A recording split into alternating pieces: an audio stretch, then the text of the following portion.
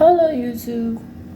So I was on my way to work with the first video and I wanted to show y'all because I remember it from my textbook and I worked it, as y'all know, I'm a substitute, so I be in and out of different schools. If I ain't feeling it, I leave. That's just the beauty of being a substitute. But when I was at James Madison High School, they actually have history books, textbooks. And it reminded me, this book reminds me of the book I had in school myself. When I was in 6th grade, it's just a shame that, because my mom, the funny thing is my mom kept it for years. And she was like, you never know when you need it or want it. And I'm like, all my notebooks and stuff. She used to keep everything. But me, I tossed everything. So eventually she tossed it. But let me tell y'all, 6th grade, that history book was so thick and it was so good. And I learned about, and that's why I'm so open-minded, because of 6th grade history, for real. Because, and that goes for all of us who learned about the Chinese dynasty, Indian, Egyptian empire. Those of us who had a decent education, like, our education was the best. Baby boomers didn't learn it, and these kids today are not learning it unless if they're in an advanced placement course. So those of you who have kids or whatever, advanced placement basically is high school courses. You don't have to take it, but it's good to take, so when college come, you don't have to take it. So I wanted to show y'all something. So I don't know if y'all could see. Oh, I hate this. But anyway, so they talk about the Exodus. So everybody knows Exodus is the second book of the Bible, right? And it talks about the 10 Commandments. So that right there, it tells you that the Bible is not just the Bible. The Bible is a history book. There was a man named Jesus. There was a man named Moses who had the 10 Commandments. And this is a history book. I know it might look backwards to y'all, but this is world history, right?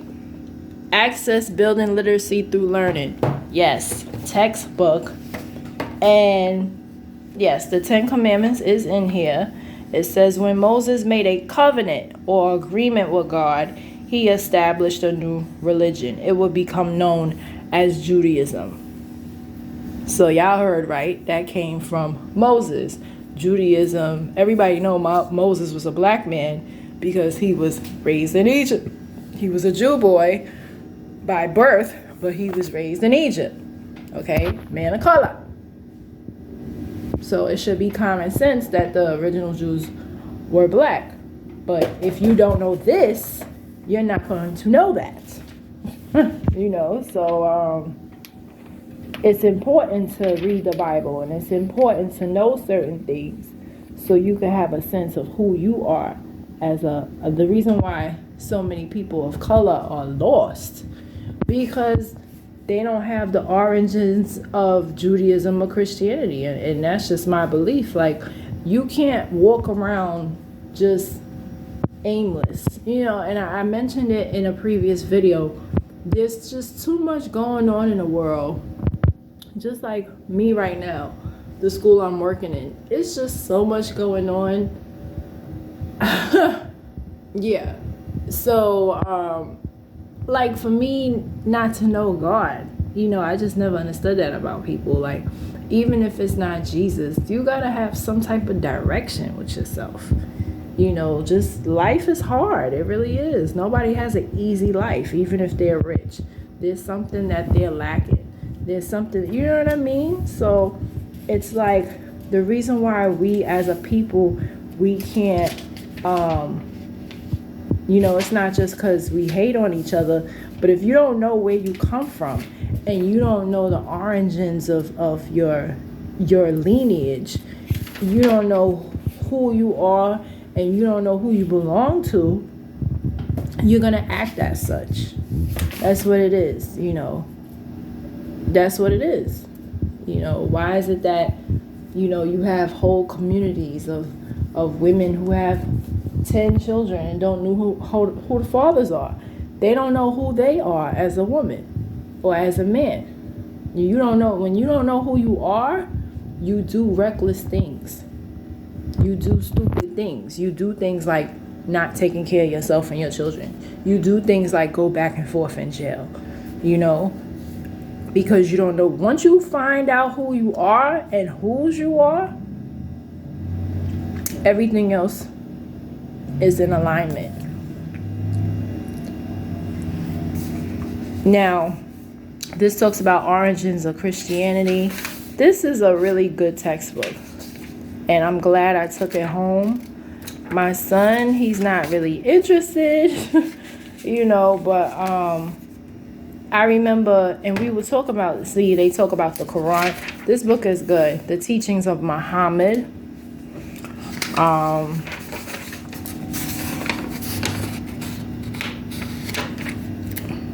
A lot of this is good stuff, you know. And it's good to learn and it's good to read. And I'm happy that I had the textbooks that I had, because you have people who, they start talking about Muslims. And I'm like, what you talking about? Did you go to school? Like, you know, like, but these kind of books is what educated us. And even today in the break room, I have some veterans that work in a school, and they said, yes, the 90s was the best time, not just for music, but for education, when children had textbooks, when we actually learned things. You can't even have conversations with people that's too old or too young, because in certain generations, they just didn't learn anything. And it shows. You know, people just say anything that comes to their mind, and they're like, what? You know, you got people who don't even know the 3 branches of government. I knew a girl, she sent me a text message, and I'm like, I don't know who to be more mad at, you or your guardian to sending you to the school that you went to. Like, how the hell you don't know the 3 branches of government and you're a grown ass person? Like, you know, that's just basic knowledge, you know. Well, I should say it should be basic knowledge. You know, how you don't know, like I told y'all in the previous video, I had a so-called friend who, he belittled me about the whole Moses story.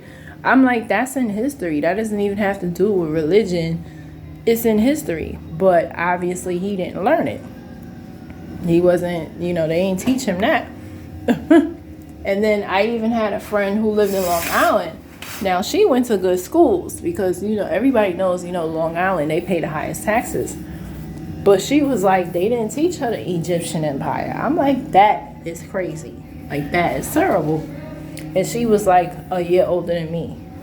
So same generation, but you do have people that say they've never heard of certain things or whatever, even when they do live in the so-called better neighborhood. So for some people, it's not their fault. But, you know, I brought that up and I wanted to show y'all that, yeah, it's a lot of things is a part of history, you know. So if somebody tries to, like, you got atheist people who try to say, oh, there was no letter J back in that time. Like, are you dumb? First of all, tribe of Judah is a real tribe. Jezebel was a real person in history. You know what I'm saying? So it's people who hate God will make up things. That's what I'm trying to tell y'all. Like, you have to be educated and you have to know what you're talking about, because people will try to brainwash you out here. You know, they will try to change your mind if you don't know anything. And it's a spirit, guys. It's a spirit. Because anytime that somebody could get that upset with you, because I'm not gonna lie, like I said, I was deceived because this particular person, I thought he was a friend. I thought he was such a good person, and he comes from a good family, and he never been arrested, and I thought he was just this great person. Did I want to date him? No, because I don't want to date somebody who's insecure. Like, he had like a lot of insecurities, and he would lie about stupid shit. So that was a turn off to me. And he would cut you off if you didn't agree with him. Like, that was his big thing. But the Bible says two cannot walk together unless they agree. And I have to agree that scripture is right, because that's ultimately why he cut me off. We don't agree. He says tomato, I say tomato. And it's sad, but on my end, I was willing, even though he was atheist, I was still willing to accept him. You see that? I didn't care that he was atheist. I feel like as long as you treat me good as a person and you treat yourself good, because I'm not going to be friends with somebody who doesn't have morals, but he had morals. He actually gave me hope, like, okay, it's good men in the world, because he was a good man. Even though I didn't want him to be my man, but I would say he's one of the good ones. Never been arrested, don't sleep around, because most men, let's face it, they hoes.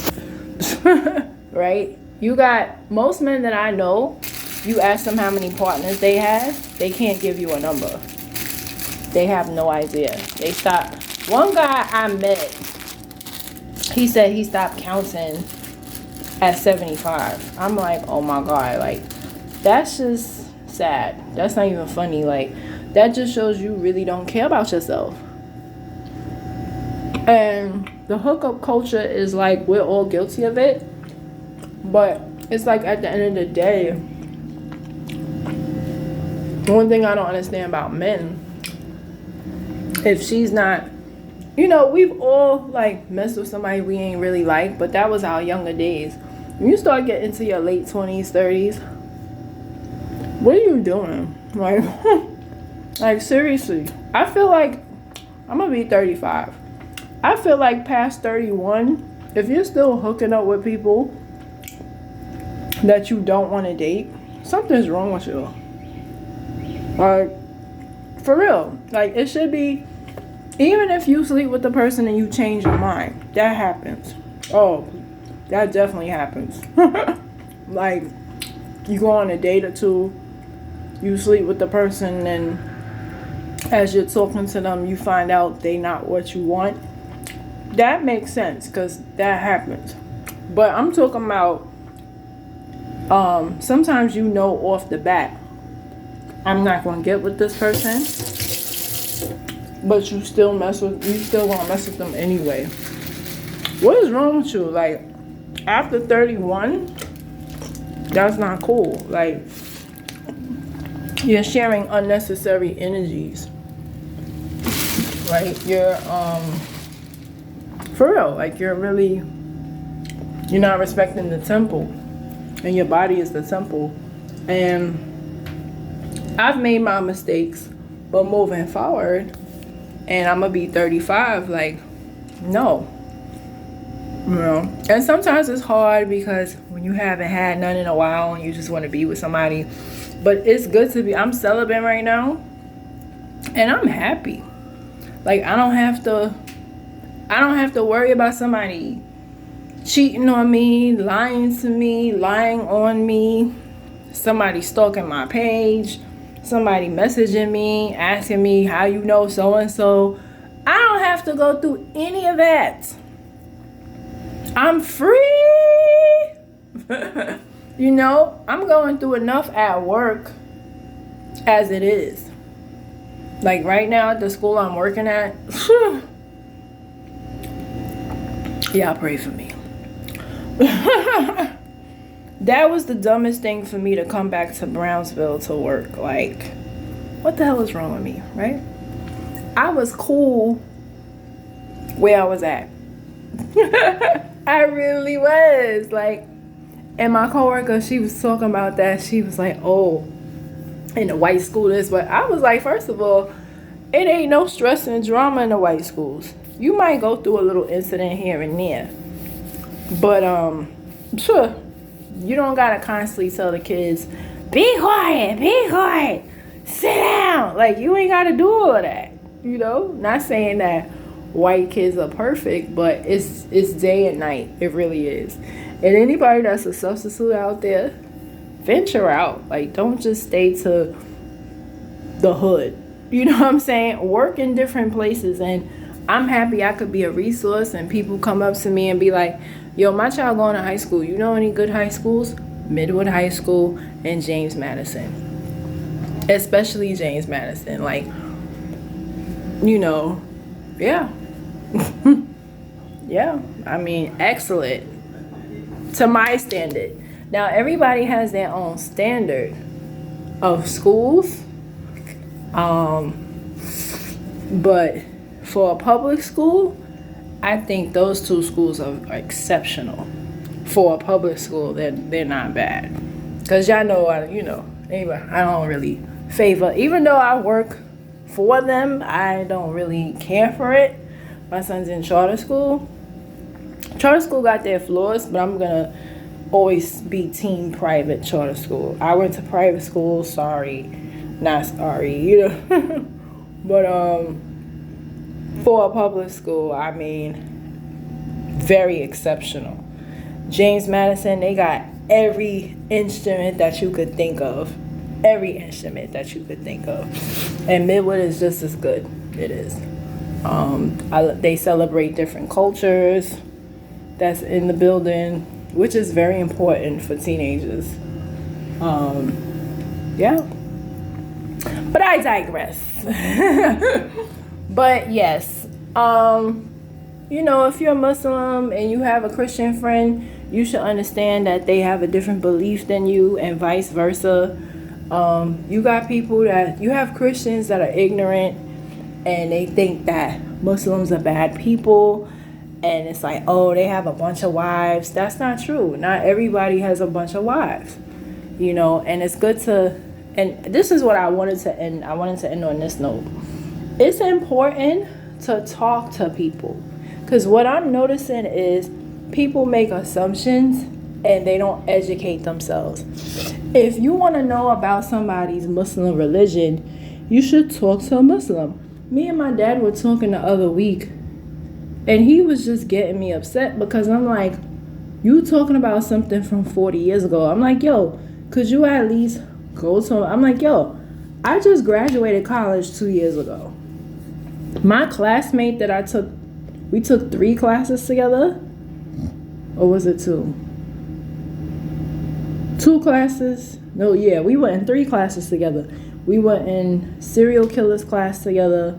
We was in research method class together, and my senior seminar class. And let me tell you, if it wasn't for that girl, and there was another young man I had mentioned, I wouldn't have made it through my classes, my research class, because he was tough. And man, listen, I thank God for her. Now, what if I was ignorant and I would have been like, oh, she helped my slow ass. Like, you know what I'm saying? Like, I wasn't getting it. And she explained it to me. And she's like 10 years younger than me. Beautiful young African woman. And she just got married. And she educated me on her religion and vice versa. And she was like, what? She was like, I've been Muslim all my life. My mother's a Muslim. And my mother is the only wife of my father. That's not true. And she educated me, and I'm happy that I'm able to. And that's the beautiful thing about college. You meet people of different walks of life, right? White people. It was a young white man. We were doing APA style, and he said he went to schools in Long Island. So of course, he learned it in school. He was very smart. Like very, very, very smart. And I'm like, you must have went to really, really good schools. Like, my schools was alright. But he's like, yeah, I went to school in Long Island. I said, yeah, okay. And he was really, really smart. Like, He had 2 jobs, was going to school, and was a straight A student. And just the way he would talk, Mercy College was beneath him. I was like, you should have went to Harvard. You should have went to... He's like, yeah, but it's far, you know. He's like, I work, so... But he was really, really, really smart. Like, really, really smart. And, yeah, just talking to him, I learned a lot of things. And that's what I would push for people. No matter what your religion or race is, it's good to talk to people of other races and other culture so you could learn. Don't live in a box, people. There's no reason to live in a... First of all, I don't understand how people live in a box and you live in New York City. That's first of all. Like, I don't understand how even Black Americans, and I can say it because I'm Black American, you got Black Americans that do not have Caribbean friends. They don't have friends or associates of any other culture other than... And you got some, you know, people of all races that's like that. But that's not good. Like, you should be able to be open-minded and learn from people. I don't understand how people just live in a box. Like, you know, even if you ain't got to sleep with them or date them or marry them, but get to talk to other cultures and learn. And you'll learn very quickly that we're more alike than we are different. I also work with a Muslim girl, and she explained to me the religion too. And we talked about Abraham, Isaac, and Jacob. Guess what? Muslims believe in Abraham, Isaac, and Jacob. And everybody knows that's in the Christian Bible as well. So why are we at odds with each other? We should be loving on each other. We should be getting along. And like, say for example, okay, the Muslims, they believe in more than one wife. What does that sound like? I'm gonna give y'all a second to think about. In the Bible, there was a king who had multiple wives, right? So y'all want to talk about Muslims this and Muslims that. King who had multiple wives?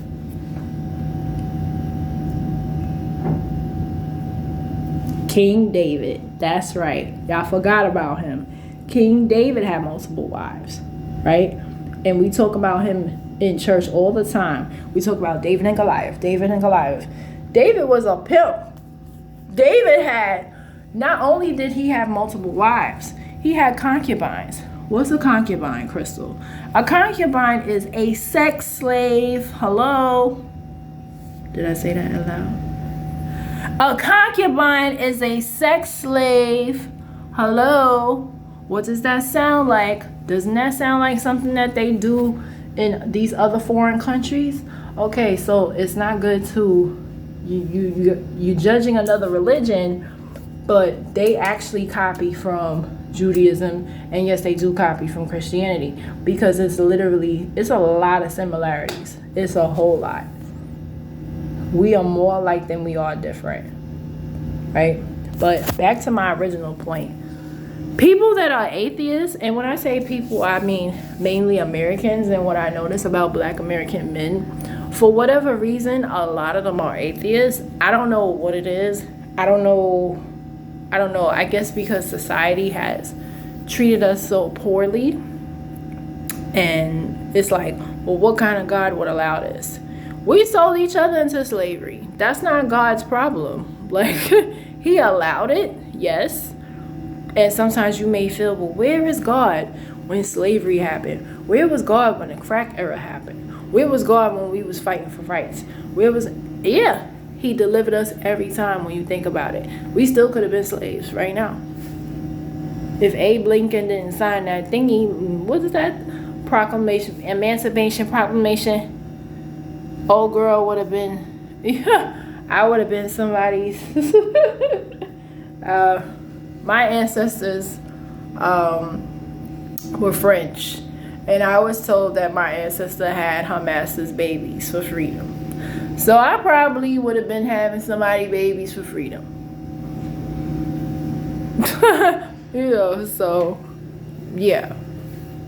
But those are my final thoughts. You know, don't hate on somebody because they have a different belief than you. And with my former friend, it was very hurtful to me because I always accepted him accepted him for who he was. I never said, oh, you need to be a Christian. I never said that to him. I never said, oh, you need to go to church. What I did say to him is, I think it's a little silly that you're holding on to something from 10 years old that don't even sound all that crazy to me. Like, I could understand if you got beat up, bullied, went through real stuff like I did, or worse. Like, my father, he went through a lot too. Like, real stuff we talking about. Some people went through real stuff, right? And then you don't want to be bothered with the church. But you're going to stop going to church because they said there's no dinosaurs in the Bible. Like, are you dumb? That's just an excuse. Like, you hate God so much that you don't even know why. You gotta stay away from people like that. And it's funny because he stayed away from me. He cut me off. And the last thing I said to him was, thank you. Thank you. You're doing me a favor. And it wasn't just him. It was another friend of mine. She too, we actually met in church. That's the scary part. And she said she was atheist. I never judged her for it. I accepted her for who she was.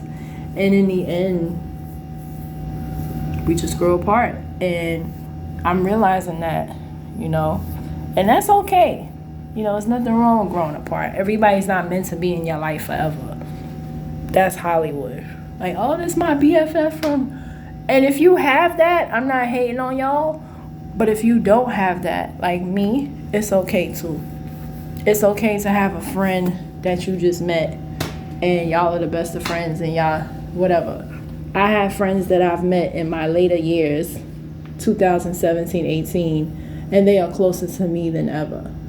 So there's nothing wrong with that. You know what I mean? Accept people for who they are and don't belittle them because they may be different than you. And those are my thoughts.